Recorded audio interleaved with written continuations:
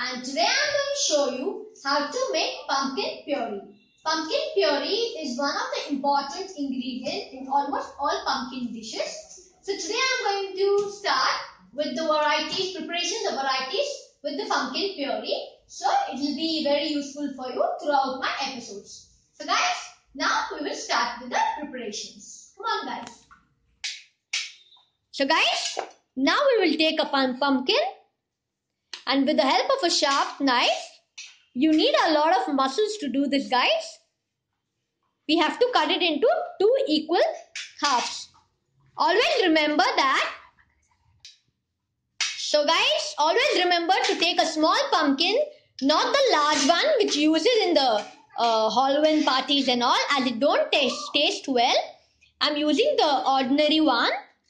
Then scoop off the seeds. We are not going to throw the seeds, as we can just heat them up, make them crisp and use as nuts too, as they taste very tasty. In this way, scoop off. It took almost 45 minutes to 50 or 1 hour that to get baked nicely into fine paste. I mean, it nicely get baked or cooked. So guys, it depends on the size of the pumpkin you're using or your oven. So you cook accordingly. I will show you the texture. It should come up to this texture that shows you it's been done properly.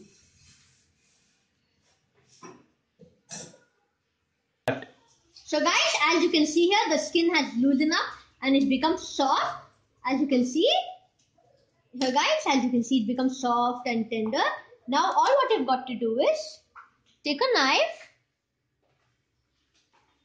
and we'll be shedding out the skin or removing out the skin. So guys, once you peel it up, it will look like this. Guys, I always like to say you try to buy the smaller size, that's easy to cook, and apart from that, it gives you a very sweet and nice taste. The larger one which you use in Halloween parties, etc., don't try to buy that, as it tastes little pale. I mean to say little bland. You know, it doesn't have good taste. So guys, always buy a smaller one. Now we will make it into small chops, as we'll be running this into the mixer. So run this in the mixer once it comes to the room temperature. Don't be in a hurry to run this while it's hot, and it'll come back on your face or your machine will get spoiled guys. Never run the mixie or the mixer grinder while your ingredients are hot. So guys, apart from that, if you don't want to cook it in this way as I did, you can just make them into small chunks, put it into a microwave dish, close it with the lid, sprinkle a little water and close it with the lid, and you can bake it in that way also.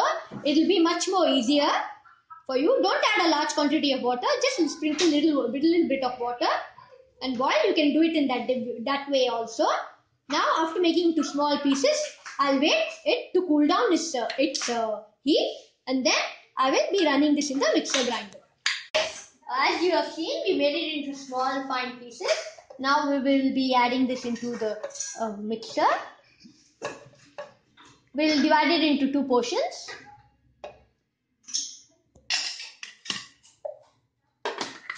So guys, always remember, whenever you grind something, see that your container is not full into the container till here. Let it be half the amount, and if you are adding pieces and running, let the pieces be small, as it will give your mixer grinder a longer life, and it's the right way of running the mixer. Now we'll be running this in the pulse mode. Start. So guys, once you run the mixer grinder, we'll be removing the pulse and we'll be storing it in the refrigerator. You can keep it in a glass bottle, or you can keep it even in a food grade disposable container, food grade container. Now I'll remove it. I've already made some paste before.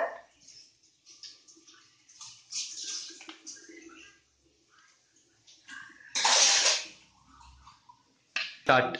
So guys, here we have done with a lovely sweet pumpkin puree. So guys, in my sweet pumpkin or the disco pumpkin, these are the pumpkins which you use in the Halloween parties. So guys, apart from that, in my new series, I'll be conducting many of the sweet pumpkin or the disco pumpkin, or it's called a squash pumpkin recipes. So you will be needing this. So it will be much more helpful to you guys.